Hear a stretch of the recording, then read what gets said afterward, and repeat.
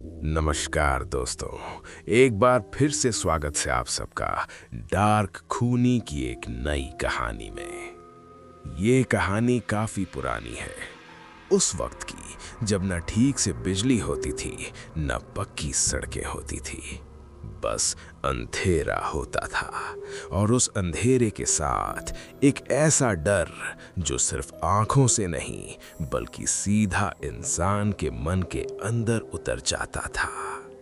तो आइए अब शुरू करते हैं। ये कहानी मुझे मेरे दादा ने बताई थी, लेकिन सच कहूं ये कहानी उन्होंने कभी पूरी नहीं बताई। हर बार कहानी एक जगह आके रुक जाती थी और उसके बाद सिर्फ खामोशी रह जाती थी। मैंने जब भी उनसे पूछा वो बस इतना कहते, बेटा कुछ रास्ते सिर्फ चलने के लिए नहीं होते। बात लगभग 50 साल पुरानी है। उस वक्त गांव में रात का मतलब होता था दुनिया का खुद को बंद कर लेना। ना बिजली, ना मोटर की आवाज, ना मोबाइल, सिर्फ हवा की सरसराहट और कभी कभी किसी के चलने की आहट, जबकि आसपास कोई होता ही नहीं। उस रात मेरे दादा बाहर के एक गांव से लौट रहे थे। काम ज्यादा हो गया था और रात कब बीत गई उन्हें खुद भी पता नहीं चला। आसमान पर चांद भी आधा छुपा हुआ था, जैसे वो भी उस रास्ते को देखना नहीं चाहता हो। उनके हाथ में एक पुरानी लोहे की टॉर्च थी, ऐसी टॉर्च जो रोशनी से ज्यादा अंधेरे को महसूस करवाती है। हर बार जब वो ऑन ऑफ होती, दिल भी साथ ही थक से रह जाता। गांव पहुंचने के लिए एक ही रास्ता था, पहले कब्रिस्तान, फिर थोड़ा आगे शमशान घाट और उसके बाद जिंदगी। गांव के बुजुर्ग कहते थे, दिन में कब्रिस्तान मिट्टी होता है, रात में यादें। मेरे दादा ने इस बात पर कभी ध्यान नहीं दिया था। वो पहले भी इस रास्ते से आए थे, लेकिन उस रात कुछ अलग था। जैसे ही वो कब्रिस्तान के पास पहुंचे, टॉर्च की रोशनी अचानक ज्यादा कम हो गई। हवा रुक सी गई और उनके कान एक अजीब सी आवाज पकड़ने लगे। पहले तो उन्हें लगा शायद हवा पत्तों से टकरा रही है, लेकिन फिर वो आवाज दोबारा आई, पीछे से, बिल्कुल धीरे। रुको। मेरे दादा के कदम अपने आप रुक गए। उन्होंने पूरी ताकत लगाकर खुद को आगे बढ़ने पर मजबूर किया। गांव में एक बात मशहूर थी, इस कब्रिस्तान में एक जिन रहता है और वो रात के वक्त अकेला चलने वालों को बुलाता है। अगर किसी ने मुड़कर देख लिया तो फिर वो कभी अकेला नहीं रहता। मेरे दादा ये सब जानते थे, इसलिए उन्होंने पीछे नहीं देखा, बस चलना शुरू कर दिया। तभी आवाज फिर आई, इस बार थोड़ी पास। किधर जा रही हो? वो आवाज ना मर्द की थी ना औरत की, जैसे किसी ने जमीन के अंदर से बोल दिया हो। मेरे दादा के हाथ से टॉर्च ऑलमोस्ट छूटने वाली थी। उनका गला सूख चुका था, सांस तेज हो रही थी। फिर आवाज बोली, मेरे पास आ जाओ, जो चाहिए होगा सब मिलेगा। उन्हें महसूस हुआ जैसे कोई उनके साथ साथ चल रहा हो, लेकिन जब जमीन पर देखा तो सिर्फ एक ही साया था, उनका अपना। आवाज उनका पीछा करती रही, रुक जाओ, बस एक बार देख लो। मेरे दादा के दिमाग में सिर्फ एक ही बात घूम रही थी, पीछे नहीं देखना। कब्रिस्तान का बीच का हिस्सा सबसे ज्यादा अंधेरा होता है। यहीं पर अक्सर लोग कहते थे कि मिट्टी हिलती है, जैसे कोई नीचे से ऊपर आना चाहता हो। और यही अचानक आवाज बंद हो गई, बिल्कुल शांति। इतनी शांति कि इतनी धड़कन कान के पास सुनाई देने लगी। मेरे दादा ने सोचा शायद वो बस डर गए थे, शायद कुछ भी नहीं था। और इसी सोच के साथ उन्होंने पीछे मुड़ने का फैसला कर लिया। जैसे ही उनका सर थोड़ा सा घूमा, टॉर्च की रोशनी सीधा किसी चीज से टकरा गई। वो चीज इंसान जैसी थी, लेकिन इंसान नहीं लग रही थी। उसका जिस्म बहुत बड़ा था और चेहरा जैसे किसी ने अंधेरे को शेप दे दिया हो। और फिर उसने बोला,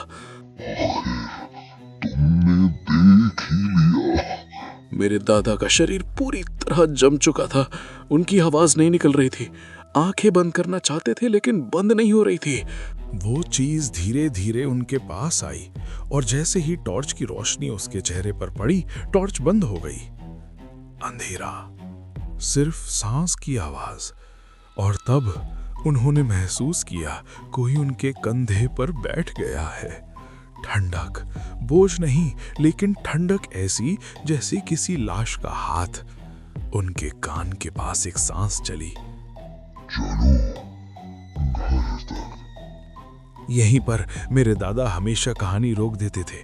वो गहरी सांस लेते और कहते, उस रात मैं घर तो पहुंच गया था, लेकिन अकेला नहीं। उस रात मेरे दादा घर तो पहुंच गए थे, लेकिन जैसे उन्होंने खुद कहा था, वो अकेला नहीं आए थे। गांव के किनारे पहुंचते ही उन्होंने महसूस किया कि हवा दोबारा चलने लगी है। दूर कहीं कुत्ते भौंक रहे थे और घरों के दिए एक एक करके बुझ चुके थे।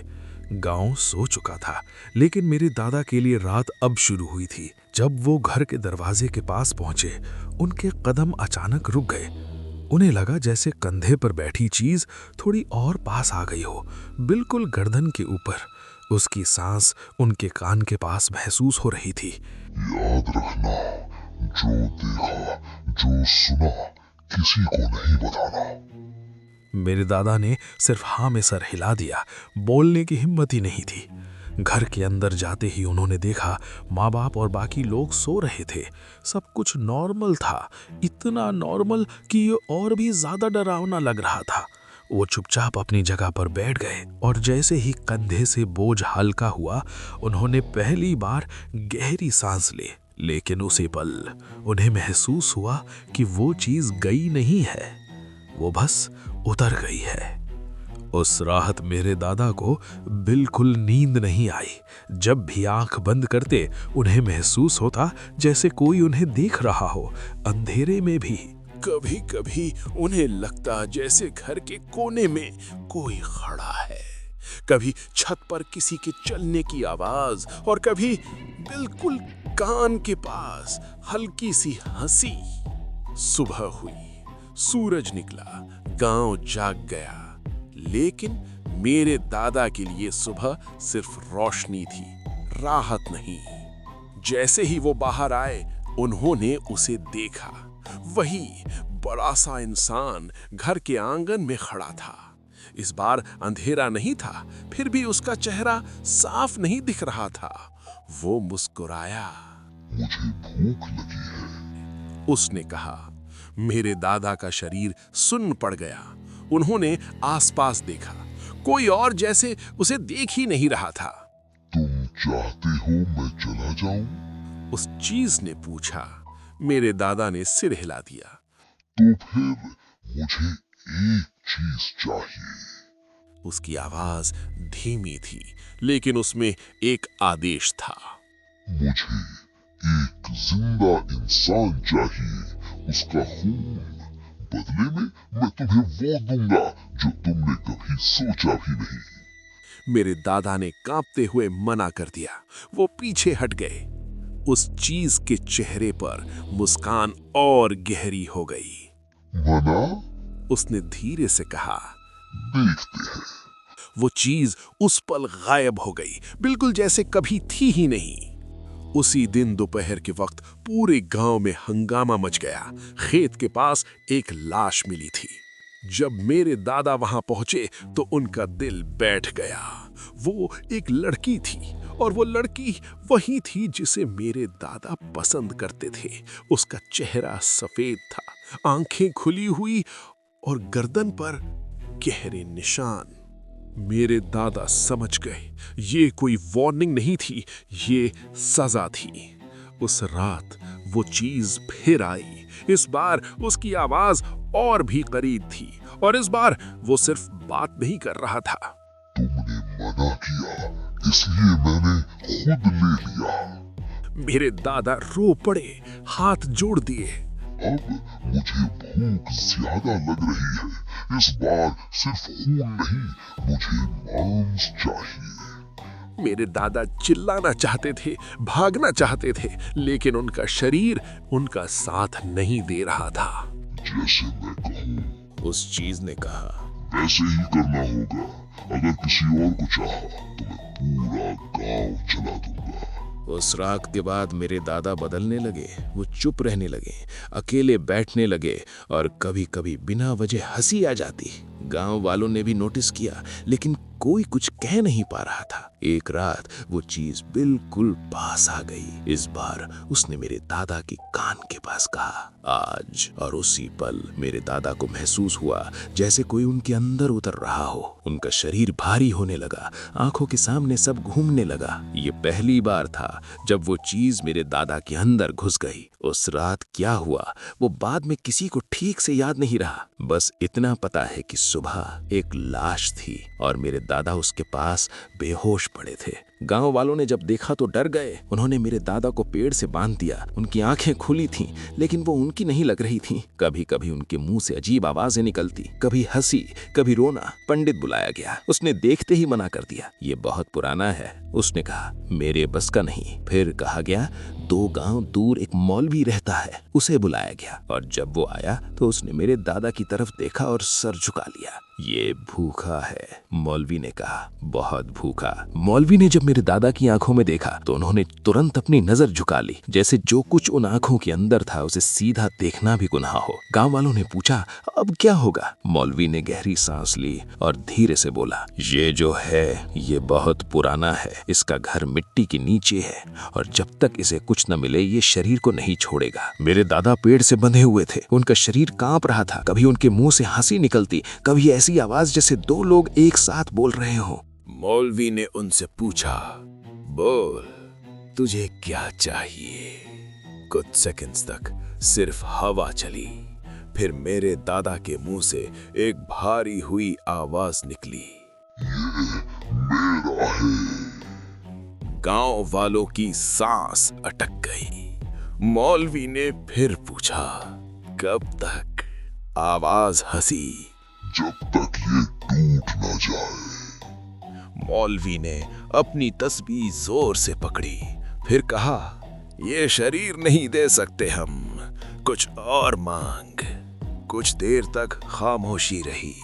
फिर मेरे दादा का शरीर अचानक सीधा हो गया, रस्सी खिंच गई और आवाज बोली, मुझे एक और शरीर चाहिए। गांव वालों में हंगामा मच गया। कोई चिल्लाया, कोई पीछे हट गया। मौलवी ने तुरंत कहा, इंसान नहीं। उस पल आवाज और भारी हो गई,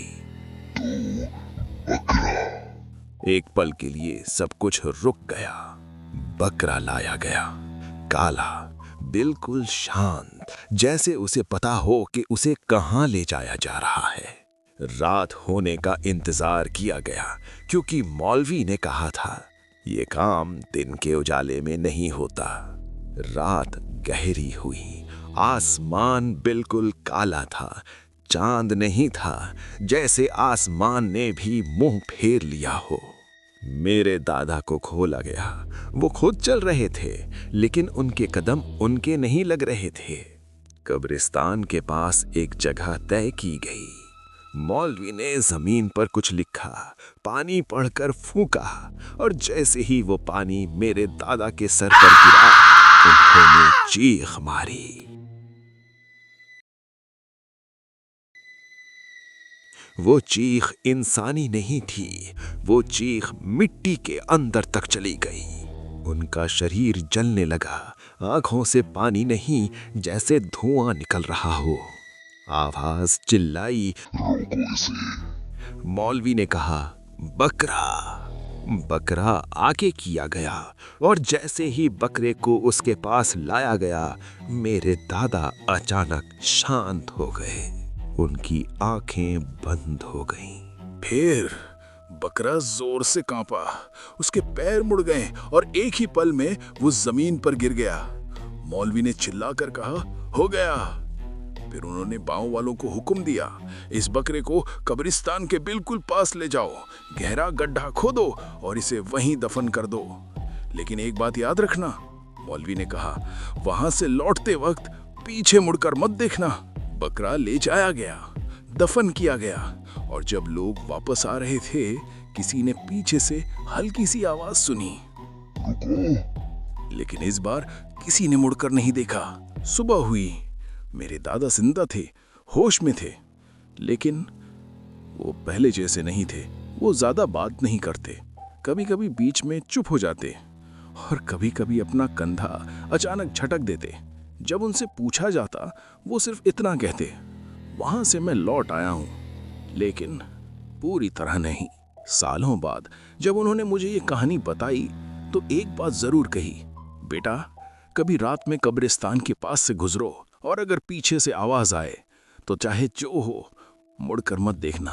वो चुप हो गए, फिर धीरे से अपना कंधा छुआ और बोले, कभी कभी अभी भी लगता है जैसे कोई यहीं बैठा हो। और उस रात जब वो सो रहे थे मैंने देखा उनके कंधे पर वक्त भर के लिए एक गहरा साया हिलता हुआ। अगर आपको ये कहानी अच्छी लगी हो तो चैनल को सब्सक्राइब करें, वीडियो को लाइक करें और अपने दोस्तों के साथ जरूर शेयर करें। और याद रखिए, जब आप अंधेरे में खुद को अकेला महसूस करते हैं तब भी आप बिल्कुल अकेले नहीं होते। कोई ना कोई हमेशा आपके साथ होता है। थोड़ा सा डर जरूर बनाए रखिए, क्योंकि यहाँ कोई भी कभी अकेला नहीं होता। मिलते हैं अगली वीडियो में एक और डरावनी कहानी के साथ। तब तक के लिए बाय बाय, टेक केयर।